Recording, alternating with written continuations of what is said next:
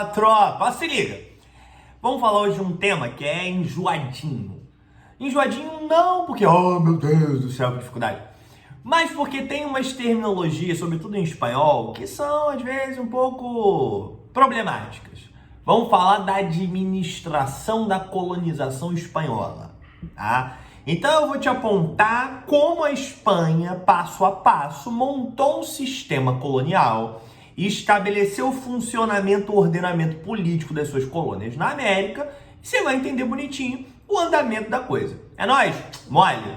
Então olha só, 1492, aquela coisa toda, Colombo chega às Américas e pouco depois se tem alguma dimensão que é um território vasto, que há a possibilidade de enriquecimento mercantilista. Essas potências iniciam a expansão marítima, pense Espanha, pense Portugal, pioneiras, mas depois os outros vão atrás, França, Holanda, Inglaterra, atrás de enriquecimento.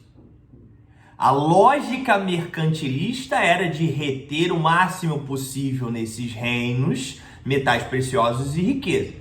Então eles estão atrás de expansão marítima, fundamentalmente de novas rotas comerciais para chegar às Índias, ponto básico, metais preciosos e tudo que o europeu pode amealhar no meio do caminho, irmão. O cara não fazia muita média. O lance é recurso para as metrópoles. Beleza. Quando você tem já a divisão do Tratado de Tordesilhas, alguma dimensão da lógica e da divisão entre Espanha e Portugal, você tem a seguinte tarefa: como vamos, segundo as metrópoles, administrar esses vastos territórios? Como vamos montar um sistema colonial eficiente para enriquecimento? E eu sempre costumo dizer nas aulas, eu acho que esse é um ponto fundamental, que riqueza é algo socialmente atribuído. O que eu quero dizer com isso? O que é riqueza para um povo pode não ser para outro. Simples. Os espanhóis são muito mais interessados em ouro e prata, desesperadamente.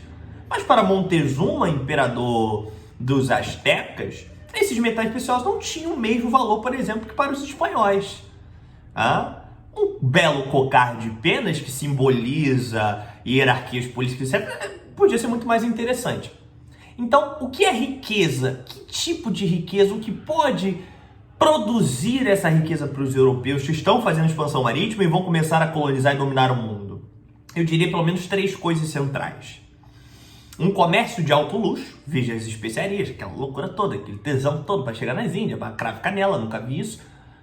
2, metais preciosos, fundamentalmente. Mas você pode colocar aqui no segundo ponto extrativismos no geral. Você vai ter no caso do Brasil o pau-brasil, vai durar pouco, mas é importante. Ou seja, você extrai riquezas que já existem, sejam de ordem vegetal, pau-brasil, sejam e é o mais importante, de ordem mineral, ouro e prata. Então, basicamente, estão atrás disso. Vamos ganhar dinheiro, é enriquecimento, é mercantilismo na veia. Beleza, como a gente pode fazer isso? Comércio de alto luxo, que não vai se encontrar nas Américas. Pensa em especiarias. Ouro e prata, basicamente, outro arranco que tem, mas o foco é ouro e prata. E se não havendo nem o comércio de alto luxo, nem a possibilidade da mineração, a outra forma para montar uma empresa colonial que traga recursos para essas metrópoles é a agricultura para exportação.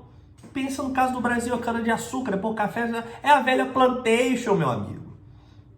É extrair recursos dessas terras do ponto de vista de a gente planta aqui para vender na Europa. Morreu. Show de bola. Agora a gente começa a entrar detalhadamente no caso espanhol da sua administração.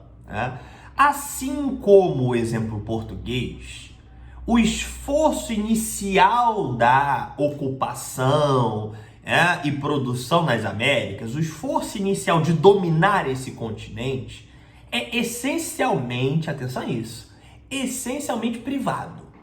Eu quero dizer, tanto Espanha quanto Portugal não tem grana suficiente para montar uma administração e uma colonização com seus próprios recursos. É muita terra, é um território vasto demais. Precisa chamar a iniciativa privada, precisa que pessoas particulares, é disso que eu tô falando, bicho. A coroa precisa convencer o maluco a pegar o dinheiro do bolso dele, os seus próprios recursos, e ele empreender o esforço colonial. O caso do Brasil é muito claro. Você tem as capitanias hereditárias.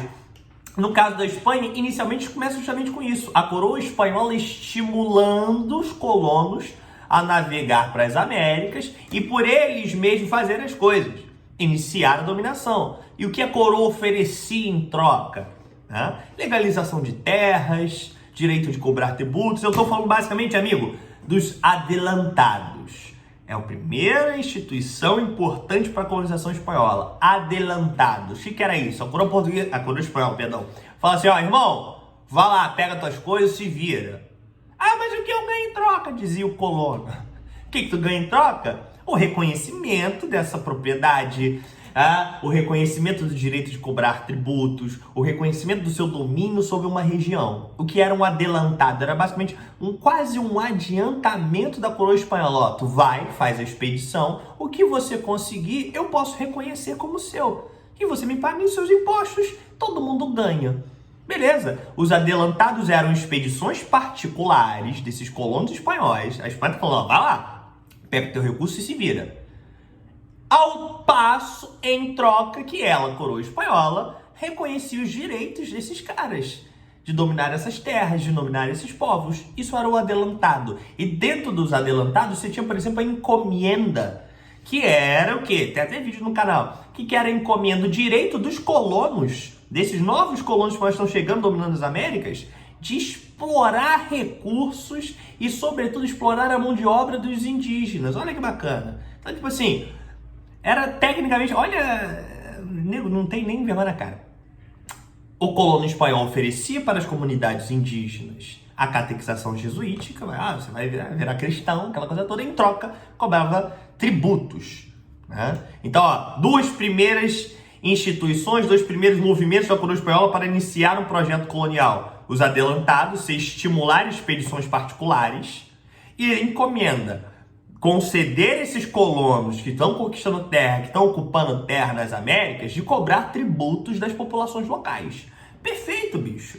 Isso, claro, vai gerar conflitos, etc. Em 1542, por exemplo, com as novas leis, a Espanha estabelece o tal do repartimento. Que era tipo assim, ó, o que era o repartimento? A mesma coisa que o adelantado, a mesma coisa, só que organizado pela coroa espanhola. Tipo assim, não era carta branca para tu ir fazer o que quiser.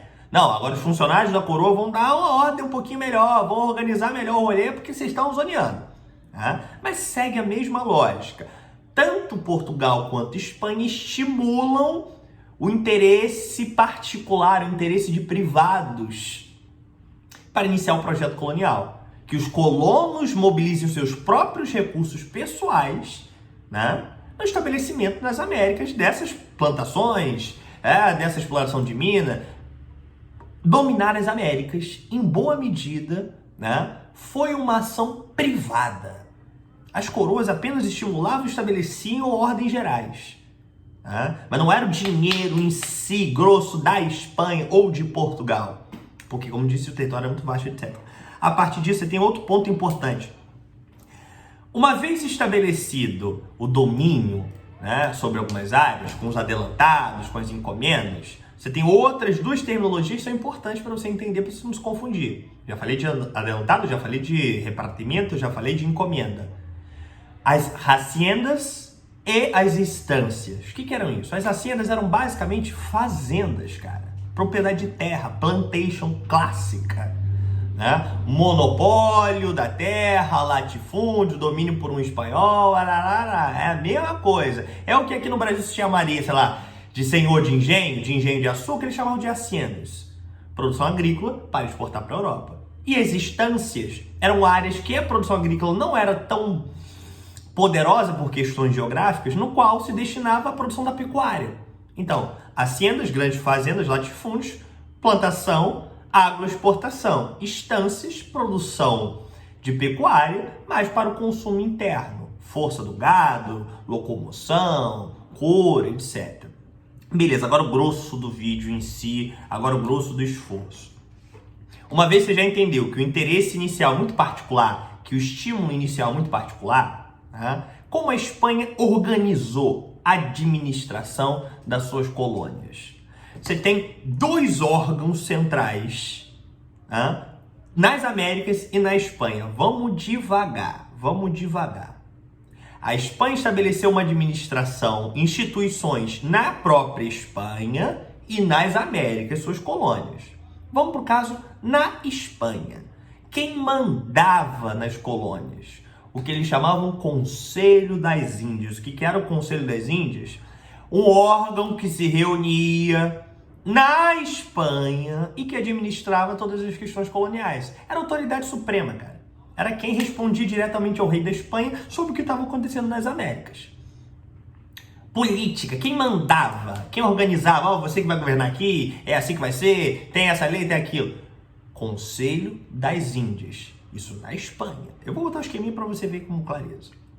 E do ponto de vista econômico, também um órgão na Espanha, as casas de contratação. O que eram as casas de contratação? Órgãos que administravam a economia colonial. O que entra, o que sai, quanto exportou, quanto mandou para a Espanha, quem fazia o controle fiscal, quem está pagando imposto, quanto cada um deve, parará. Isso eram as casas de contratação.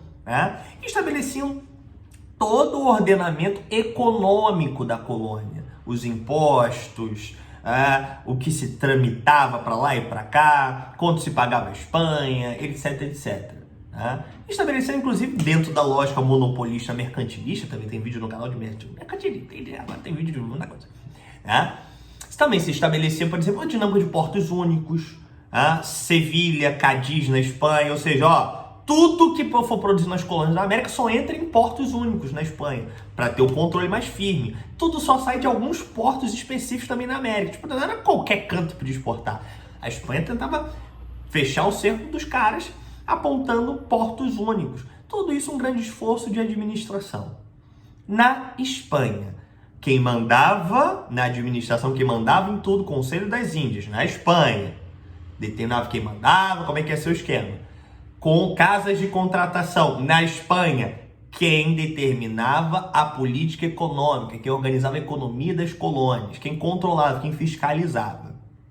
Porque diferente de Portugal, que vai estabelecer um pouco depois o tal do Conselho Ultramarino, a Espanha nunca deu muita bola para botar coisas na colônia, não. Eles gostavam, eles fiscalizarem diretamente. Por isso esses órgãos na própria Espanha. Conselho das Índias, casas de contratação. Agora, 2 órgãos importantes nas Américas, porque não dá para administrar só a distância, brother. A gente tá no século XVI, XVII, XVIII. Irmão, não funciona. Tem que ter gente na própria América, tem que ter instituições na própria América.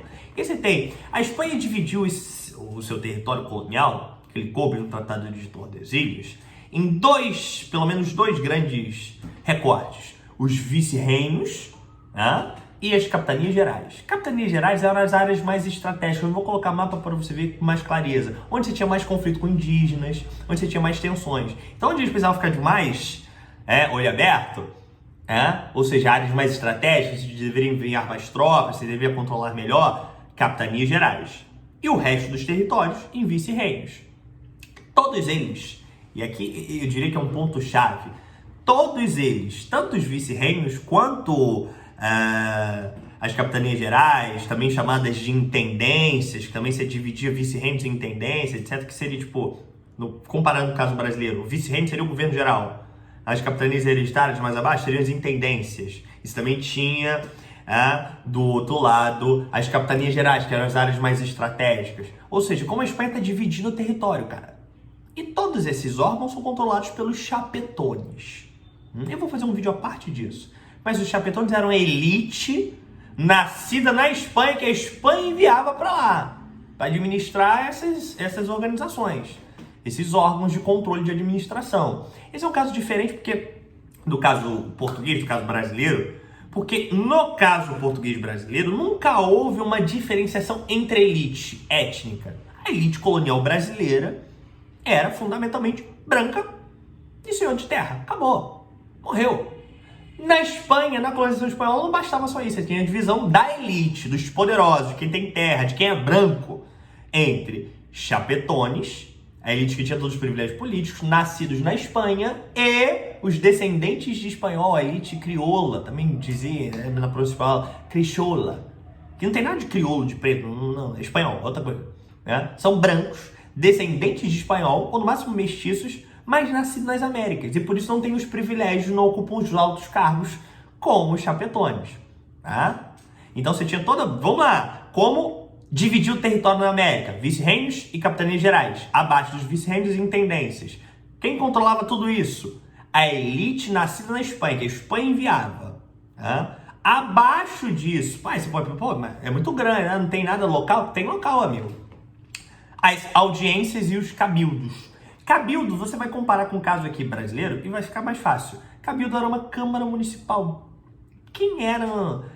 ou seja, quem respondia em cada localzinho, em cada problema? Quem era a autoridade local, né, na América Espanhola? Os cabildos, que eram as câmaras municipais, eles seriam tipo as prefeituras. Quem resolve o problema de cada região? Ah, tem que construir uma ponte, uma estradinha a resolver, tem índio atacando, sei o quê. Quem controla as áreas locais, os problemas locais. E isso era controlado pela elite crioula, branca, porém descendente de espanhol, não nasceu diretamente na Espanha, portanto não tinha os altos privilégios dos chapetones, beleza? Você também tinha as audiências. O que eram as audiências? Era o poder legislativo da América Espanhola. É quem julgava os crimes, os delitos, etc. Morreu. Poder, no caso, judiciário. Morreu. Vou repetir pausadamente agora só para te articular. Espanha descobre com 1000 aspas um novo território, um novo continente das Américas, divide com Portugal, Tratado de Tordesilhas. No pedaço que ele coube, começa a iniciar a guerra de conquista, ocupando, derrotando os nativos e se estabelecendo. Como a coroa espanhola não tinha grana para isso, ela precisa que outras pessoas particulares façam, que as pessoas tiram do próprio bolso. Os adelantados, ela estimulava expedições particulares de colonos para conquistar terras nas Américas. E, em troca, dava o reconhecimento desses direitos. Permitia que eles cobrassem tributos dos indígenas, as encomendas, como se dizia, etc. E como se estabeleceu a máquina de administração espanhola? Com instituições na Espanha, o Conselho das Índias que mandava em tudo, e as casas de contratação que controlavam a economia, a produção, os impostos das colônias nas Américas, e dividindo o território da própria América em vice-reinos, abaixo dos vice-reinos das intendências, e com áreas mais específicas, que a Espanha precisava de mais atenção, que era mais estratégico, capitanias gerais. E assim você estabeleceu a montagem da equipagem político-administrativa que a Espanha precisava para colonizar as Américas. E isso que vai dar o funcionamento de séculos de colonização. Belezinha? Então, várias terminologias em espanhol, você precisa pontuar bonitinho, botei o material aí para você dar aquela acompanhada. Tem link para você acessar o Drive com slides, com as coisas todas. Meu irmão, tô junto com vocês, qualquer coisa, é só mandar mensagem. É nóis! Beijo, tô subindo, tchau, tchau!